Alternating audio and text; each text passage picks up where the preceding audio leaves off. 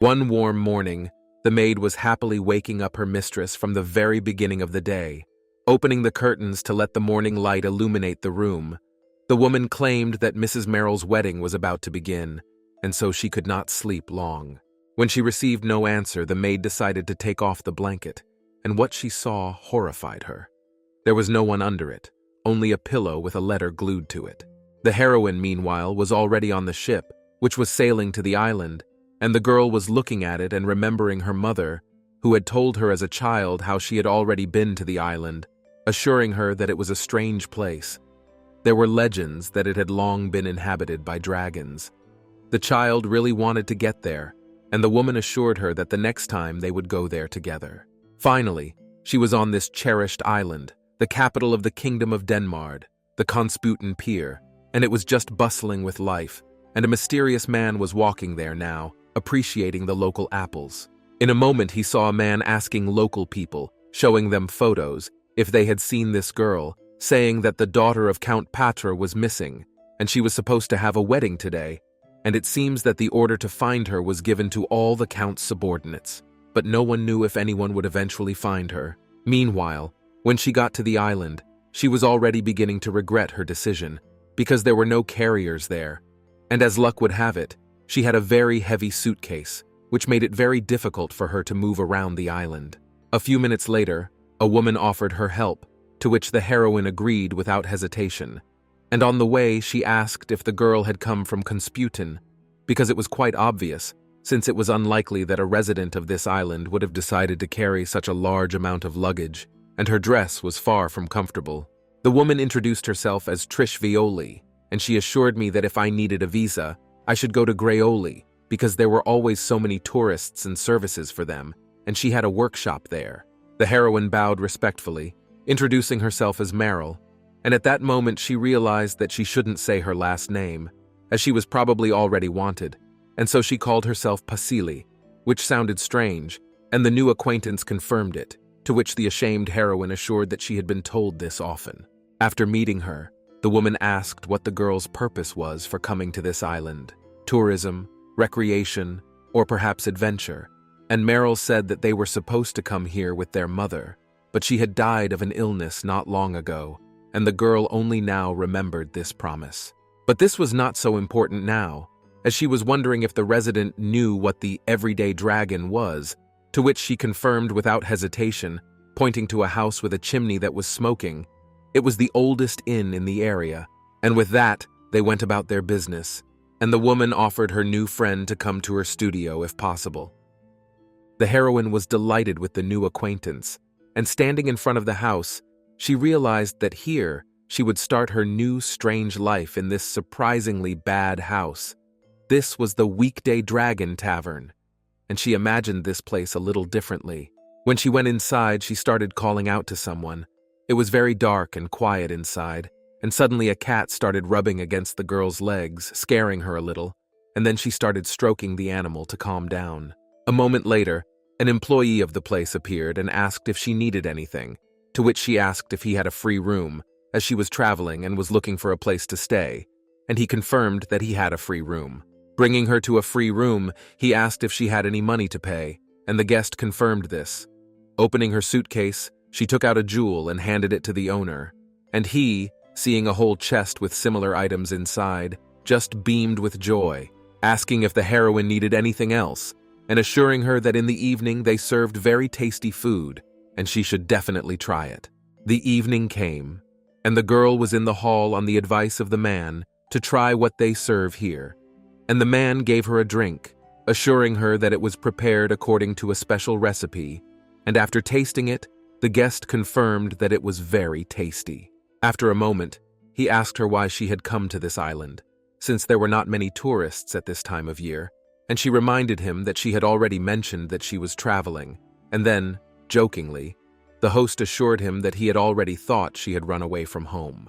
A little time passed, and the heroine was already very drunk, and then there was no point in hiding anything, and she directly stated that today was her wedding day, and just like that, tomorrow she could wake up in bed with a stranger, and she did not understand how it was possible to marry out of love. The bartender, looking at her, realized that he shouldn't have given her so much to drink. And in a moment he said that he knew what he could do to cheer her up. And putting the drink on the table, in a luxurious decanter, he said that it was the pride of their island, and therefore it was necessary to try it. After drinking the mug, she felt strange. Everything around her suddenly began to float, and the last thing she heard was someone wishing her a good night's sleep, assuring her that it would all pass. She dreamed of getting married, and her future husband was introduced to her, and there were gossips that the Count had about a dozen mistresses, and even more illegitimate children, and no one knew how many young ladies he had defiled. But there was so much gold in his vault that even the next few generations would not be able to spend it. But they felt sorry for the bride, as the poor girl was sold, and all because of her father's greed. Terrified, she woke up in bed, realizing that it was all a dream, and then remembering that she had run away. But she didn't know what to do next, so she decided to get a good night's sleep first. But when she noticed a naked man next to her, she was even more terrified. Her screams could be heard throughout the tavern, and the shamed heroine asked who he was and what he was doing here, to which he woke up and said that she needed to calm down, pointing out that this was not her room, and therefore she should have introduced herself first. Looking around, she saw an unknown environment, and in a moment realizing the situation she was in, she blushed, because there was no answer to the question of how she ended up in someone else's room, let alone in a man's room. Covering herself, she got up and hurriedly walked to the exit, assuring him that she was not really like that and did not sleep anywhere. And on the very way out, she suddenly turned around and asked him with a serious face if he had done anything to her. And after receiving a negative answer, she left the unknown place. It turned out that her room was a little further down the hall, and realizing that she had drunk too much last night, she went inside, and what she saw shocked her, after which her screams could be heard even on the street. Meanwhile, a woman was sweeping the street, humming a tune, and the man greeted her, asking if she had seen Elon today, since he hadn't finished cleaning yesterday. And for some reason he hadn't shown up for work either, and last night he left with a bag, said something strange about someone's errand, mumbled and ran away. At that moment, the heroine came out of the house, shouting that her things were missing right from her room, pointing out that she had a large suitcase and hadn't even had time to unpack it yesterday. A few minutes later, the man entered the room, addressing the owner, named Crow, and going inside, he saw that the room was so clean that it looked like no one lived there, and he asked if he had given Elon any errands recently, and was told that he had not even seen him yesterday, as he had returned late. A moment later, already downstairs, he began to ask the heroine if it was really Elon who stole her things, and then asked why she had to drink with him at all, and so much, to which the girl, realizing that she was facing the owner of this establishment, hesitantly assured that he had spiked her. The man couldn't understand how anyone could suspect anything when she was served so much, and how much she could drink to be mistaken for a room, and why she was carrying such a big bag, and why she would show what was inside to strangers. The interrogation began to irritate the heroine, and when she stood up, she began to shout, asking why she should justify herself, since she was the victim and they should justify themselves to her. At this point, one of the workers came in, claiming that the criminal seemed to have already left the island, and Crow, ignoring the angry heroine, asked if he had found out everything, and the cleaner asked for a little patience, assuring that this was the first time they had ever seen this, and so she apologized. After a moment, the owner turned to heroine and offered to do so, as they would not be able to find him right now anyway, so she could return home and wait for news. The heroine was embarrassed, uncertainly assured that she had some circumstances now, and therefore it would not be necessary to stay for long. But the man categorically refused, claiming that he did not know what had happened to her. But she had to return, as she looked like she was from a noble family, and therefore she had to return to her luxury, and there was nothing to rot here. These words outraged the aristocrat, and she said that the owner was too prejudiced against her, and in a moment she was already in an angry tone saying that she had somewhere else to go. She had a friend in Greoli, and the owner noticed this and decided to play along, being happy for this, since she would definitely not be comfortable living here, and she confirmed this, assuring that this is why she was leaving. In parting, she ordered him to find the thief before she returned, to which he replied that there was nothing to worry about, and that if anything, everything would be reimbursed from his own pocket.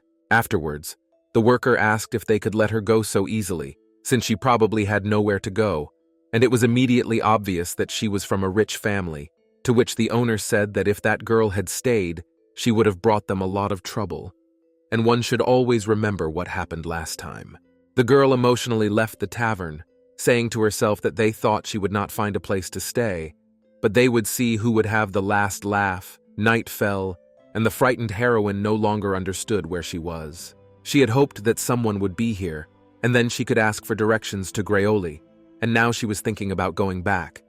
But then, remembering how she had left, she realized that she didn't want to meet that rude man again, and he wouldn't have accepted her anyway, so there was no point.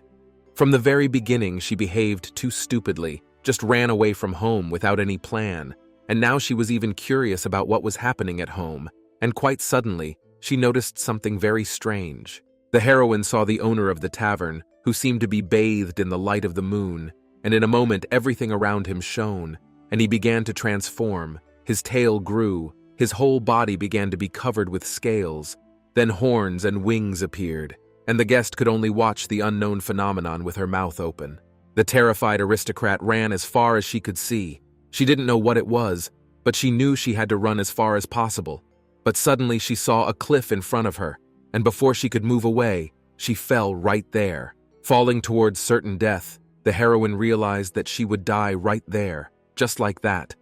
But something happened that she could not have expected. The one from whom the aristocrat was so frightened to escape appeared, and he grabbed the girl, saved her from death.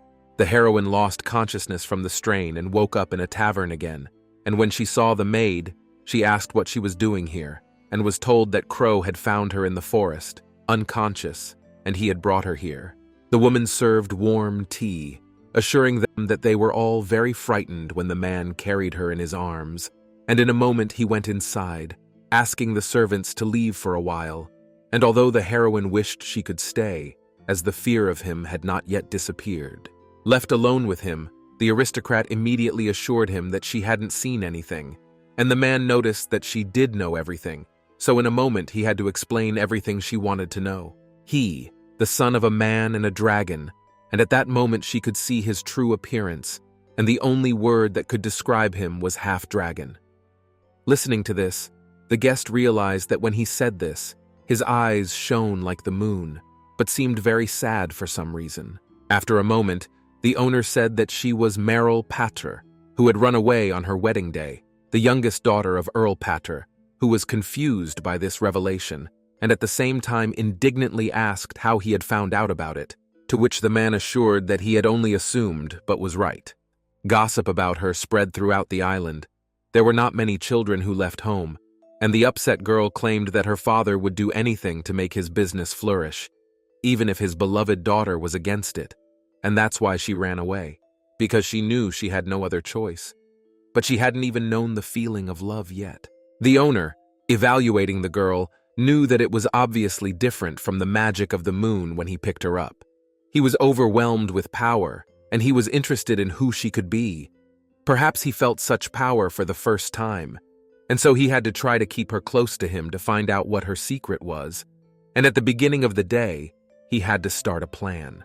At this point, the owner offered to sign a contract, since she had nothing to live on, and he had accidentally discovered her secret, so he would allow her to continue living here, and he would also find Alan, and he would check whether she could be trusted, and of course she could not tell anyone who she really was, not even the employees of this tavern, and when he realized that she was trustworthy, he would leave her alone at that moment. But the heroine was not ready to agree just like that, and assured that there was something she would like to add, namely that she wanted to work here, which surprised the owner, as he was sure that the girl was a spoiled child, but she was determined. She also claimed that she did not want to be his debtor, since it was not known when they would be able to catch the criminal, and she needed money to live on her own, and they signed the contract on this basis. The heroine eventually intrigued Crow, and so he decided to observe her, and at the same time learn more about that power. And she was happy that from now on, she would earn her living on her own, and from that moment, her life in this tavern began. After changing into a worker's uniform, she went downstairs to the hall, where the owner and other workers were waiting for her. He explained the situation to them all, and ended up saying that until they caught Elon, she would work here. She introduced herself once again to everyone, bowing respectfully, and said that she was Dana, the woman who was in charge of cleaning the rooms, serving and informing the guests, and that she had a lot of work to do after Alon's escape, so she was glad to have new help. The man introduced himself as Dominic, and he was the cook here, but he asked to leave the heavy things to him in case of emergency, and the owner, meanwhile, instructed the woman to teach the newcomer. The new employee asked where they lived, and the cook lived in the port, not far from here, near the forest. So it was convenient to get here, and he was used to it. But besides that, visitors were coming soon, and that was a good place to start. At this point, the aristocrat's stomach began to growl loudly, and so they decided to have breakfast first. The chef assured her that in honor of her first day, he would try to make something special, and while the process was going on, the girl could smell a wonderful smell, and when they finished, they started eating. Everything looked very appetizing, and the heroine thus remembered that she also ate something similar at home, and so she was interested to taste it. The girl literally fell in love with this food, saying that it was the first time she had ever tasted something so delicious, followed by a question about how he learned to cook, and Dana answered, saying that he used to be a mercenary and was very different from the present, but then he got married, quit, and had a child. The heroine asked him if he often had to travel, and after receiving a positive answer, she added that she had dreamed of traveling since childhood, and she really liked books about adventures. So she wanted to become a hero who bravely confronted the thieves, and she also envied their free life. She believed that it would be good to have such courage.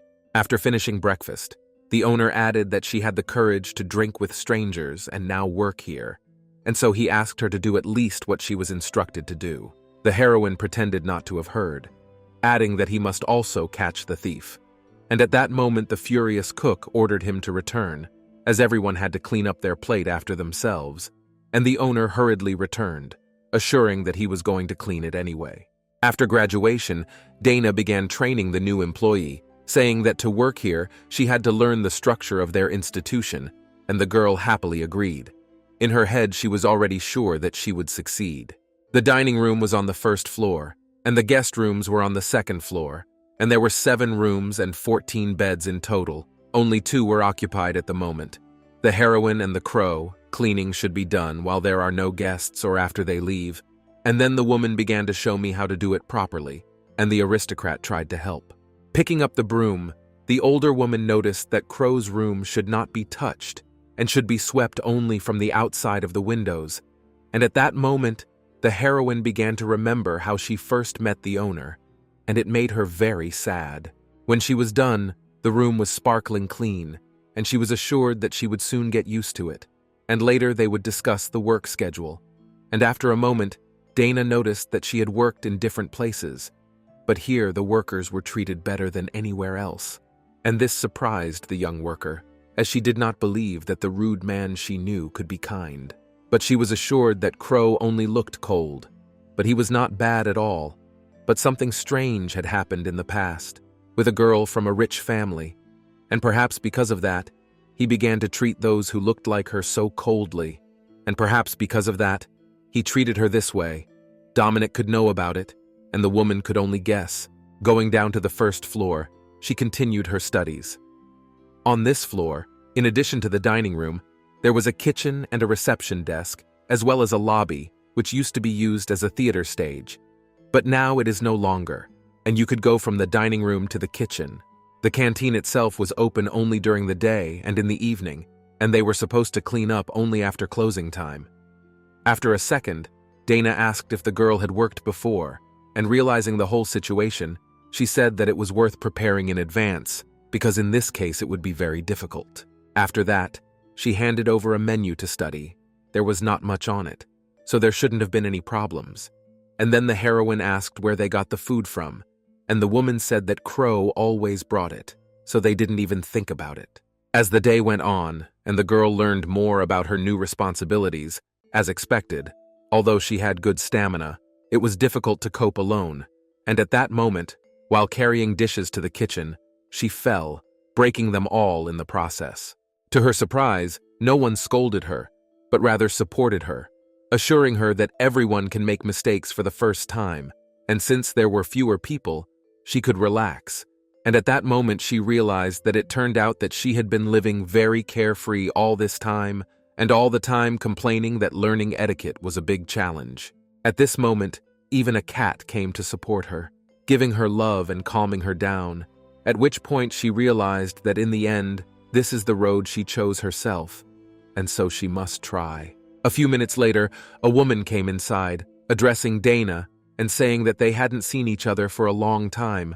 They looked like old friends, and a little later she asked where Alan was, and when she received the answer that he had stolen things and run away, she assured her that she had never thought he was such a person. Suddenly, the guest started coughing, and she assured her that she was fine, just that her cough had gotten worse lately, and maybe it was all due to her age, at which point the heroine came down and asked if she should bring her some tea to help with the cough. Already in the kitchen, the girl was diligently making the necessary decoction. She had to brew the leaves of early Aragonus, then remove from the heat as soon as the color turned light yellow. It was important not to remove the leaves, then pour into cups and add the remaining tea leaves. When she was done, she brought a cup of tea, assuring her that it was a hospital tea and therefore worth trying. And after tasting it, the woman was delighted, saying that the taste and smell were just wonderful, and the heroine exhaled with relief. That's what Aragonus leaves tasted like. They always added them only to stews, and no one would have guessed to brew them. When she was a little girl, the heroine read that in the capital, this tea was considered a medicine, and it helped with coughing, and was also useful for mild colds. She found it when she was wiping the shelves, so it came in handy, and she was very happy. Upon hearing this, the sick woman sincerely thanked him for the fact that she now had the opportunity to recover, and then suggested that they officially sell this tea in the tavern, as if they told people that it was a popular hospital drink in the capital. It would be easy to sell, and thus they could reduce the number of patients on this island. At that moment, she remembered how she used to study with her teacher, trying to drink tea properly, and she was constantly told that she had to straighten her back and not show her lips like that when she brought the cup to her mouth. She couldn't support the bottom of the cup and tilt it, and she had to keep her legs straight so that they didn't move apart. When she was a child, she thought she didn't need to learn all this, but it turned out that it could be useful in her life, and she was happy with it. And the cat was surprisingly busy with something interesting. A few days passed, and in the village near the port, Dominic put up posters looking for Alan, and when he finished, he reported it to Crow, assuring him that they had people posted around the perimeter while he drank tea and read a book. When the officer received no response, he said that he had not promised to look for the boy, and that it was not his job to do so, and was assured that a request had already been made to search the city, and they could only wait. The employee did not understand what all this was for, because most likely the thief had already left the island, and there was no point in searching. But Crow had a different opinion, and said that he might be right under their noses. But for some reason they did not see him, and therefore they needed to check all possible options, and if he was still on the island, he would not be able to hide from them. Having finished the discussion, Dominic asked him to remember that he was a cook in this tavern, and his duties were to cook. Not that the owner, not understanding what the reason for the discontent was, said that he didn't have many visitors now anyway, and therefore he had nothing to do. These words and the extra work made the man angry, and he was already wondering why he hadn't been able to meet him when he was a mercenary. And then he would have just torn him up, and at that moment, a bag fell into his hands, which immediately calmed the man down, and inside it was full of coins, which shocked him, to which the owner said that his salary was still less than it was at his previous job, and he had a family to take care of. Meanwhile, the heroine diligently asked the cat not to tamper with the vase, even though she had a great desire to do so, and she was trying her best not to do more damage. Having finished cleaning up after the cat, the heroine breathed out a sigh of relief, to which Dana assured her that there was still a little more to do, and that their morning chores would be over, and this prompted the girl to ask.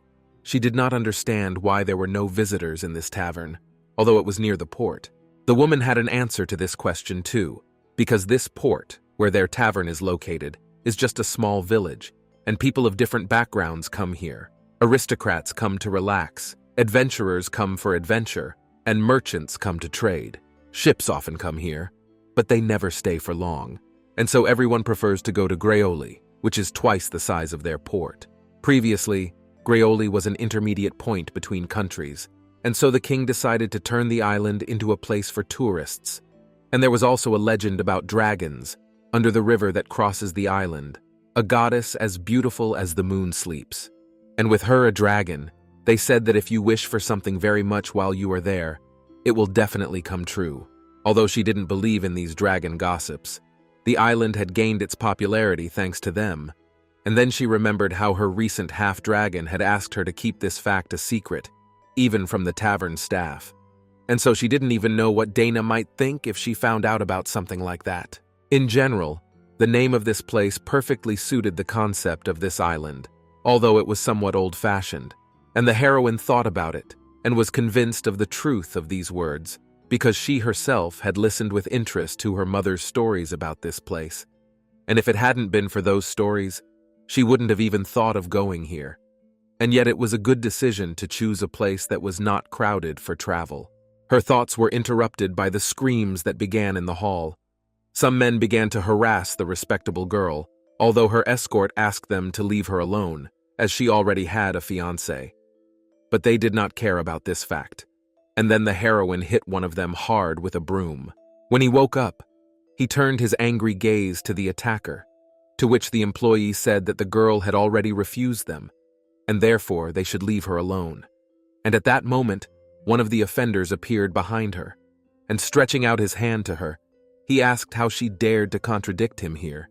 At that moment, Crow sang along, and grabbing his hand, said that it was not allowed to make noise in the hall, to which Dana assured him that the girl had been the first to make noise, but he assured her that it was only because they had started to mock the guests, and Dana confirmed this, and in this case, the owner asked what they were doing in this place. One of the attackers was so enraged by these words that he attacked the man, saying that he did not dare to talk to him like that.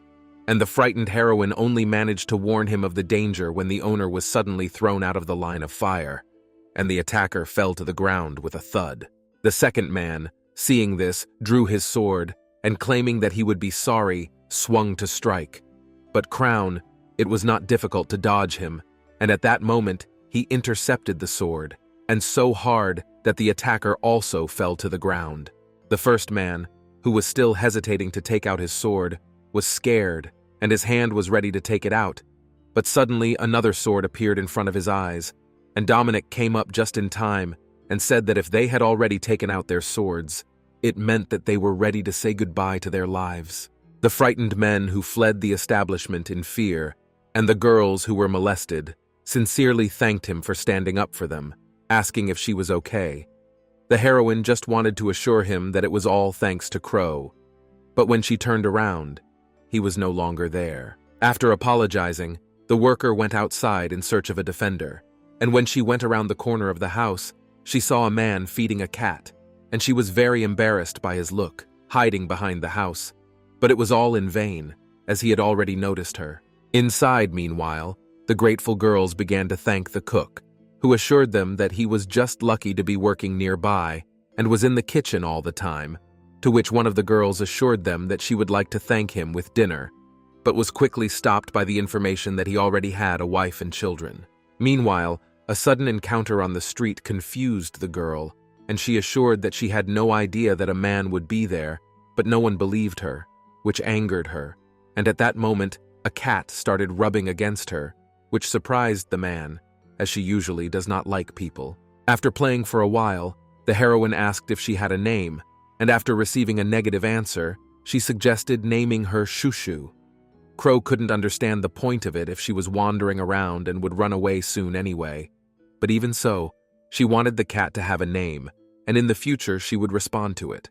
Quite quickly, the animal got tired of the company and ran away, and at this point it was time to return to the topic, and the owner wanted to know why it had come here, to which the employee reluctantly said that she had not had time to thank him for stopping that man. Crow assured that it was not worth thanking him for that, because other employees would have done the same. This answer angered the heroine even more. In her opinion, he was too picky, and could not accept simple words of gratitude, and it irritated him. Out of the corner of his eye, he saw a beautiful necklace on the girl and said that it was better to take it off because they could steal it too. The heroine assured him that it was a gift from her mother, and she hid it well under her clothes. And from this memory, the owner wondered how close she was to her mother. As a child, her mother told her many different stories about adventures, dragons, fairy tale legends, and she also talked about this island, and she also mentioned this tavern, and now she hoped that her mother was watching over her from heaven, and so she would never take off this necklace. There was no sadness from the heroine when she talked about her grief. It looked like she had long since come to terms with the fact that she was left alone and was ready to move on. After a moment, a strange question appeared in her mind and she voiced it, asking if half-dragons live exactly like dragons, to which she received an objection. The man said that their blood is mixed with human blood, and therefore they are not at all like real dragons. He was asked how old he was now, but it was difficult to answer, since he hadn't counted them for a long time. But it seemed like more than 300, and the girl heard this and began to worry and admire at the same time, and it was clear from her expression that she was not able to hide her emotions at all. After a moment, the inhuman asked if, after all this, she wasn't afraid of him, because he wasn't like her or anyone she had ever met before. He wasn't human, but the girl calmly assured him that she had been afraid at first, but she had been interested in dragons and magic since childhood, and perhaps that had influenced her current opinion. But what was more important now was that he helped her, even after she knew everything, and so she did not feel any fear towards him. At that moment, Dominic came looking for the master, and seeing him with the girl, he asked if he had disturbed them, but the master left assuring him that everything was fine. In the port, 2 shamed attackers were making their way through the people, and one of them was trying to calm down the angry other, and they were about to go for a drink to forget that shame, when suddenly the angry man bumped into the other man's shoulder and immediately started accusing him of it, and it took only one look from that man to scare the 2 men. Meanwhile, the heroine returned to the restaurant, where 2 grateful girls were waiting for her. The employees saw their happy faces and thought they wanted to order something, but the fact was that one of them wanted to ask her something. Sitting down for a cup of tea, the guest asked if the man with blonde hair was married, and this question surprised the heroine, as she did not think that there would be anyone who would want to marry a half-dragon. But she said that he seemed to have no one.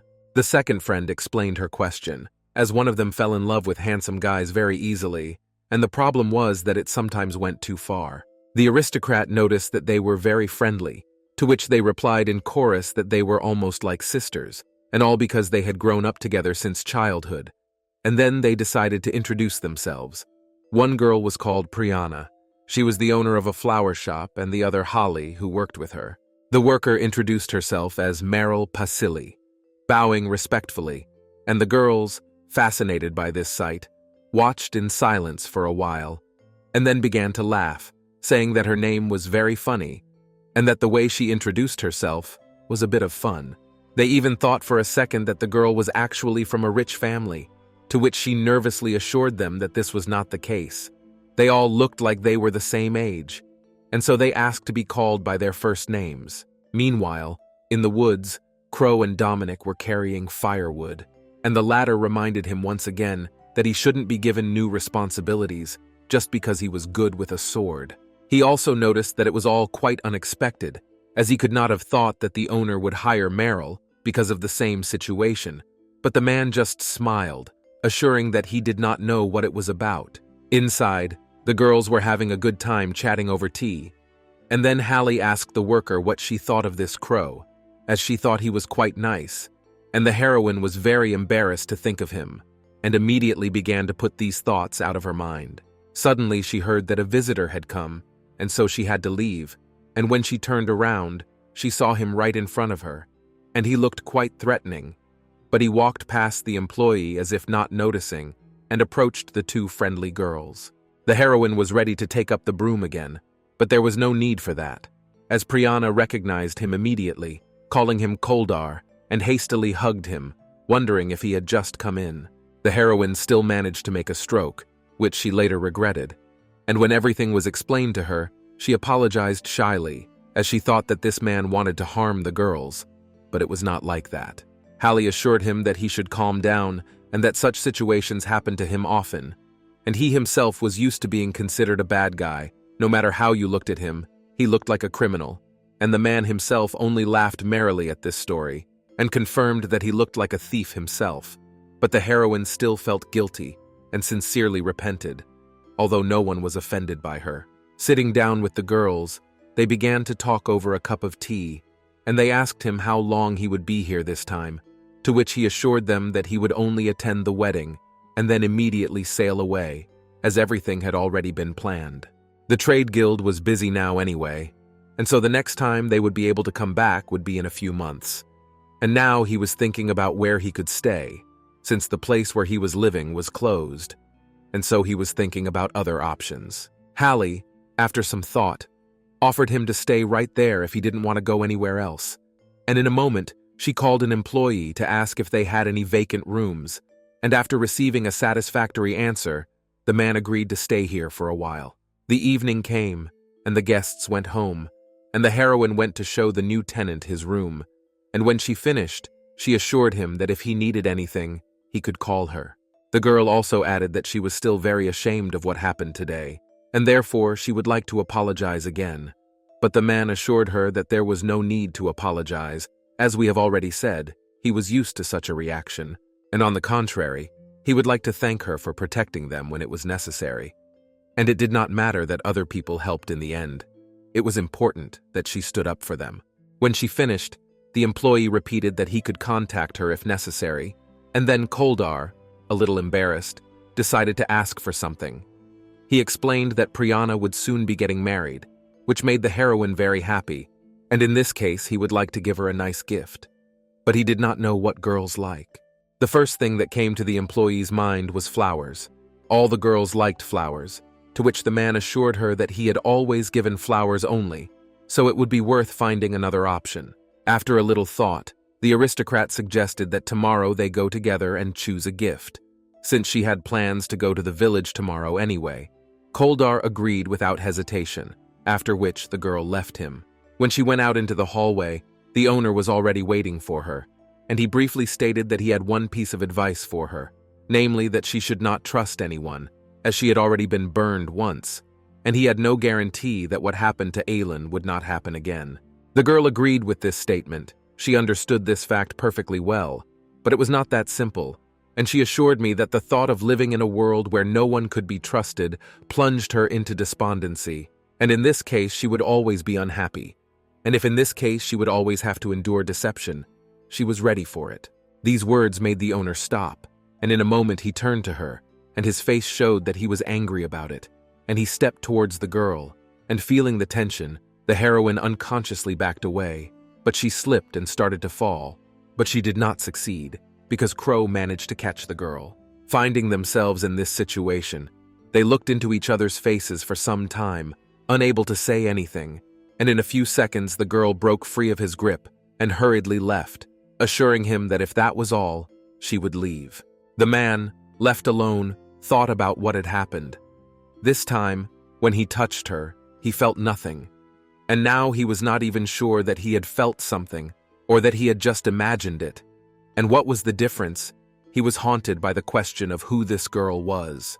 Returning to her room, the girl breathed a sigh of relief. She wondered why it all happened so suddenly, and as she prepared for bed, all the time it did not leave her mind why Crow said so. There was coldness in his eyes then, as if even his heart was frozen.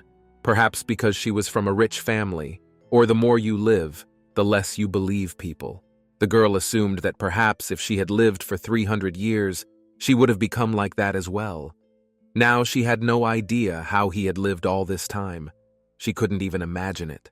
The next day, the heroine woke up quite hard and immediately realized that she had no desire to go to work. And when she came downstairs, Dominic was already there, inviting her to the table, and seeing the restless employee, he asked what happened to her. The girl wasn't sure if Crow was still awake or if he might have already gone somewhere, but the cook didn't have an answer to that, since the owner was always by himself and rarely shared his plans with anyone. but he would have lunch whenever he wanted, so it wasn't worth paying attention to. The worker breathed out a sigh of relief, realizing that she was ashamed to even look him in the face. And it was very good that both work and eating in the tavern were not time-sensitive, and the man had the same idea. A few minutes later, he noticed that the girl would be going out today, and after confirming it, he assured her that she should be careful. And a moment later, he asked what she would wear, asking if she wanted to go there in it. And then the heroine realized a terrible thing for herself. A few days ago, Crow visited a clothing store, and when he saw the saleswoman, he said he wanted to choose a woman's dress, and the girl, realizing that he was handsome, asked if it was a gift for his wife. But after clearing his throat, the man asked what was popular with young girls now, and then they started choosing. On the promised day, the heroine looked at the dress she had come here in, and realized that it was very tattered, and she had no choice but to go in it. A moment later, there was a knock on her door. It was Dana, and she assured her that if she was going to go to the village today, she thought she might need new clothes, and she brought a dress she had worn when she was younger, and maybe it would fit, which made the girl very happy. Before that, Crow asked her to hand over the dress, assuring her that it was her old one, because they had to do something, because she had nothing left because of their employee, and they needed to help her somehow. In response, he heard a natural question. Why was it necessary to lie at all? And it would be easier if he gave it to her, to which the man, embarrassed, uncertainly assured that she got along better with Dana, and she would like a gift from her more. But a moment later he added that if she didn't want to lie, she should just say what he had sent her. But the woman didn't think to refuse, and now, looking at the happy girl, she realized that even Crow was capable of sweet deeds. The same day, Koldar was already waiting for her, and the girl changed into a new dress and went with him to the village near the port.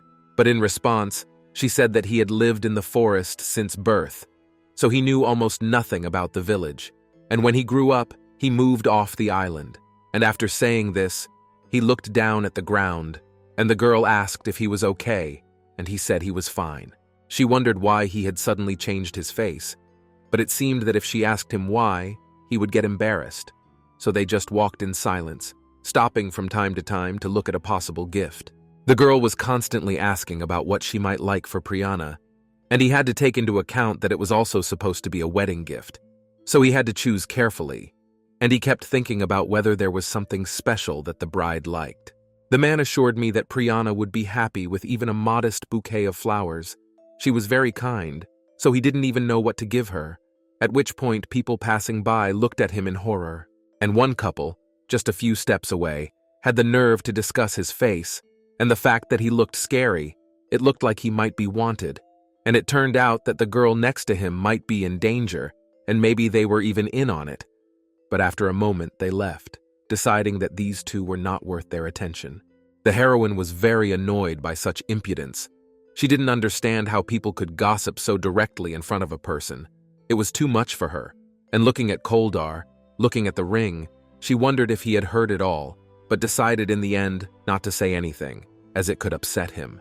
As the evening slowly came, and they continued to search for a worthy gift, the girl suddenly asked if he worked in a trade guild, which meant that he had traveled a lot and experienced a lot, and she received confirmation that he did, as the Rhyme-D Guild is very famous, and that's why he was here for the first time in 6 months. Hearing this, the heroine just lit up with curiosity and started asking him about everything: where he had been before, whether he had been to another country, whether he had talked to people from that country, what the climate was like there, what animals lived there, and whether he had tried to hunt there. She really liked such stories. The girl said that she had long dreamed of becoming a hero or an adventurer, and so she was interested in everything about adventures, to which Koldar noticed that she said very surprising things, since all the girls he had met, although interested in adventures, never wanted to go on a journey. The aristocrat said that everyone should not be compared in the same way, giving the example that the stars and the lights of the city shine the same way. But everyone has different names, and the same was true of people. They were different from each other, and if everyone in the world were alike, it would not be interesting at all. After recovering from the surprise, the man said that Meryl was very cool and would tell us about the countries he had been to later. Then the girl pointed to the house, suggesting that we go there. There seemed to be a toy workshop, and we could pick up something nice. Koldar assured her that in that case he would wait for her outside, arguing that the store was too small for him to even fit in. But after a moment he added that people rarely saw people like him, so they might be scared. He was big and scarred. Things hadn't been so bad outside the island, so he had forgotten how they treated him here. The heroine realized that her expectations were confirmed. It was all because of the words of those people, and Koldar, meanwhile, continued his story. He had no family, and except for those girls, he doesn't communicate with anyone else on this island, so he is used to it. But he would not want his escort to be unable to go wherever she wants because of him, and so it would be better to walk separately. Hearing this story, the girl decided to support him, and assured him that, to be honest, she also took him for a bandit at first. But then she realized that it was wrong to judge by the cover, and although they had only recently met, Koldar, whom she had learned about, was a kind and gentle person, and so she wondered what he thought of Priyana in general. The man suddenly became very embarrassed, and after a moment asked why so suddenly. The girl thought they were close friends, and he nervously confirmed. In his mind, he realized that this girl could have already guessed everything, and so he directly stated that he was hers. At this point, the heroine interrupted him, assuring him that she was very jealous of the three of them, because they were so close, so they could talk about everything together, as she had never had anything like that. Koldar assured them that he was grateful for their attitude, but perhaps they did not consider him a close person, and after thinking about these words for a while, Meryl asked him if he doubted this friendship, and then asked him to open his heart to them and tell them everything he thought, as a good friend should not hide anything, and it seemed to her that the girls would not want him to distrust them. The man understood these words, and said that he would try to talk to them directly, at which point it was beginning to get dark, and so they decided it was time to return. Crow, meanwhile, was sitting outside the tavern, realizing that it was going to rain in the evening. Before the girl left, he watched her, and knew that it would be difficult to climb the hills in such clothes. It was quite late, and so he worried about what would happen. But in a moment, he realized that he was thinking about the wrong thing, and he pushed the stupid thoughts out of his head. He just wanted to understand who she was, nothing more. So he left, realizing that this was just a useless conversation with himself. They decided to go to the toy workshop, and the girl was smoothing out the little ducklings with delight. The man noticed that one toy had fallen down, so he picked it up. It was also a duckling, only a little different from the others, and so it lay alone. This guy also felt lonely among people. The heroine decided to intervene, and assured them that it might look like that. But what would happen if they were brought back to each other? It seemed like they wanted to accept each other and live in harmony. She thought that this duck was special. She read in a book that if you have something that makes you different from others, it doesn't mean it's strange, it's exceptional. And maybe this duck will be a meaningful gift for someone. On the way back, the attendants summed up their search. They had walked for so long and hadn't found anything, to which Koldar assured her that everything was fine. And thanks to her, he realized what he needed to give, and later he would show her what it was, because they had become close. The man, shyly and uncertainly, allowed himself to assume that they were already friends, and therefore it would be better to show her as soon as he bought it, to which the heroine happily confirmed this, assuring that she wanted to see what he had chosen as soon as possible. Later, he brought her to a bookstore, claiming that it was the oldest store in the village, and so he invited her in, and it was surprisingly quiet inside, with the owner nowhere to be seen. But there the girl saw her favorite book, which made her eyes shine with curiosity, and her father caught her reading it, and then she didn't have time to finish it. Looking at what else was there, she saw stories about ancient gods, about heroes, many things she saw for the first time, and so it was very interesting to her. Suddenly, she took out a book that was very special to her. It was a study about dragons. The person who wrote it studied theories about dragons and proved that these creatures had disappeared, and she also wrote many interesting novels. As a child, she constantly reread them, and now, while flipping through the pages, she came across something strange. An area that died out from the cold, a place where there was nothing alive, including people, There were white dragons who defended their territory. They left it when it was time to split. They had the magic of the moon and were sensitive to rain and floods. There was a legend that people offered a sacrifice to the heavens when a drought came, and then a white dragon descended from the heavens and turned into a man, and thus he helped people with the magic of water, and so he was worshipped as a god. In a place where no one could survive because of the cold, the feelings of the white dragon, who preferred calm and warm places, froze, and then he became a cold-blooded and ruthless creature for everyone. This was the mother's favorite dragon, because although he was the coldest among his brothers, it was said that he was the only one who talked to people, and that is why she liked him the most. And then the girl said that she also liked this dragon and would like to meet him. My mother assured me that it was most likely just a legend, and maybe it didn't even exist, but she still believed that it did. Recalling her story about the island, she had seen a man there a long time ago, and that man seemed to be a dragon. When asked why she thought so, the woman assured me that there was a mysterious aura around him, and he was also unusually handsome. She did not remember exactly, but it seemed that she had heard that he was somehow connected with the Weekday Dragon Tavern. It all sounded quite plausible, and the girl was also curious. So she reminded him that her mother had promised that they would go to the island together, and then they could go to the tavern, and they would definitely meet him. The girl boasted that if the dragon was still there, it must be gigantic, but for some reason no one had seen it then, and yet the heroine would like to see it, to which the child remarked that it might be hiding because it was very shy.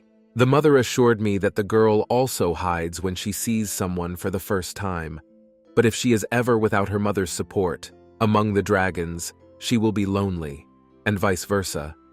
If the dragon remains among people, he will also be very sad. Later, her mother died, and even among her relatives there was no one to rely on. People were constantly gossiping that Meryl, from County Patter, was different from the rest of the family. She was always acting like a child, and always talking about some fairy tales, even though it was so many years ago, and therefore it was worth stopping living in tall tales and getting married at least for the sake of the family. The heroine has always been a stranger even among aristocrats, a place where she could not show her true self. She thought about many things after today's dialogue with Koldar, and so she remembered her mother's words. She didn't fully understand what her mother said as a child, and she thought that these were all fictional stories she told her beloved daughter. But who could have known that maybe they were not just legends? Perhaps that's why Crow seemed so cold, because he had the blood of a white dragon running through his veins, and just as his mother said, if a dragon is alone, or rather a half-dragon like Crow, he is even more lonely than anyone else. At that moment, he was sitting alone in his room, and he remembered her words the last time they met. He realized that he probably shouldn't have let her stay, and whether he even needed her, and when he left the room, he had a sudden meeting. Returning back, the heroine stood in front of the door to Crow's room, and for a while hesitated whether to go in now or maybe she should do it later, when suddenly chance dispelled her doubts, and the man was right in front of her nose. The owner asked if something had happened, if she was already here, to which the girl, embarrassed, asked if he was going somewhere, or perhaps he knew she was coming, to which he reminded her that he was too sensitive compared to others. The sound with which she entered, with which she climbed the stairs, and stopped right in front of his room. He heard everything, and not only that, but even felt her indecision. The heroine had nothing to say to all this, and exhaling heavily, he asked if she was going to stand there for a long time, and after a moment he invited her inside, assuring her that he also had something to say. All the windows inside were covered. It was still raining outside, and this dialogue began under this atmosphere. The heroine sat down on the couch, and on the table in front of her she noticed a familiar jug, and realized that she had already seen it somewhere, to which she was reminded that she must have remembered it, because she had already drunk from it. And the girl recalled how she came here in the first place, and what happened on the very first day, and Crow confirmed it, adding that this drink was not intended for humans at all, and if she drank a little more, she would not be able to recover for several more days. Alone seemed to have intended to get her drunk from the very beginning, and this fact irritated the girl a lot. But what was more important now was that the man was very protective of her, and therefore did not know what to do with it. But he had agreed to overlook it, and so now he was wondering why she had been standing there for so long and couldn't decide to come in. Not that the girl had claimed that she had just been to a bookstore and there were lots of books about dragons, so she wondered if Crow had read them. The man assured me that I shouldn't believe everything that was written there. The employee confirmed it, but she thought there was some truth in them. For example, what she saw last time, on the shore of the lake. She thought it was the magic of the moon and his character, which made everyone around him freeze, probably because he was a white dragon. Her hunch was confirmed, and the man assured her that his mother was indeed a white dragon, but that he also had human blood in him, and the aristocrat realized that when she looked directly into his eyes, she immediately understood that he was trying to hide his true emotions, just as she had once done. Now, she said that she understood clearly. He said that only the girl knew that the man was a half-dragon, and she in turn hid that she had run away from the wedding. But it was so hard for her, because she had never hidden anything. But how long had he had to keep everything a secret from others? And if it had been going on for a long time, it meant that he had been lonely for a long time. She confirmed that they now knew each other's secrets, and so she suggested that they be more polite in the mornings, because she thought they could be friends. Crow sharply refused her, and as he was getting up, he was suddenly sweating all over and his face was contorted. So the girl started to worry. She got up to try to help him, but he roughly grabbed her arm at that moment. The man realized that he just wanted to say that he had used her, tried to find out who she really was. But when he wanted to confess, he could not say anything at the most crucial moment. Perhaps it was because there was something about her that made him want to change. But he dismissed the idea, assuring himself that it was probably just a whim. The next morning, as usual, the employee was sweeping the street while there were no more guests, and she couldn't get out of her mind what had happened yesterday.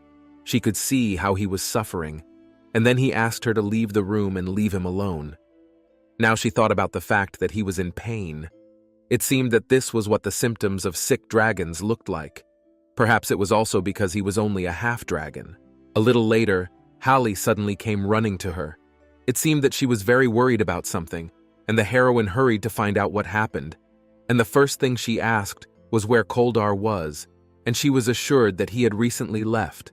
And this scared the girl even more, and the employee began to ask more persistently, offering her help. Meanwhile, in the flower shop, the owner was hit by a man, and she asked why he was doing all this, and he was drinking wine, saying that they would talk about her. And after a moment he shouted a question about what she thought of her fiancé, and it was Robert Phil. He was her fiancé and also a drunk. Meanwhile, the girls were running there.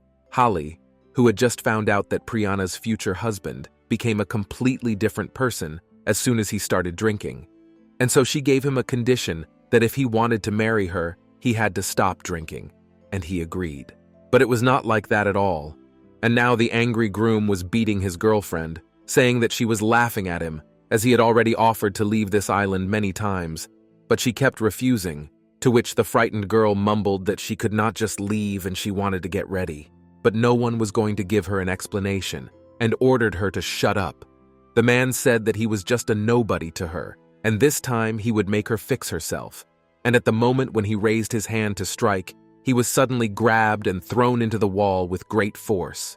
The terrified drunkard asked who it was, but in a moment he noticed an incredibly angry Koldar in front of him, and he noticed that this was her childhood friend, and probably it was all because of him.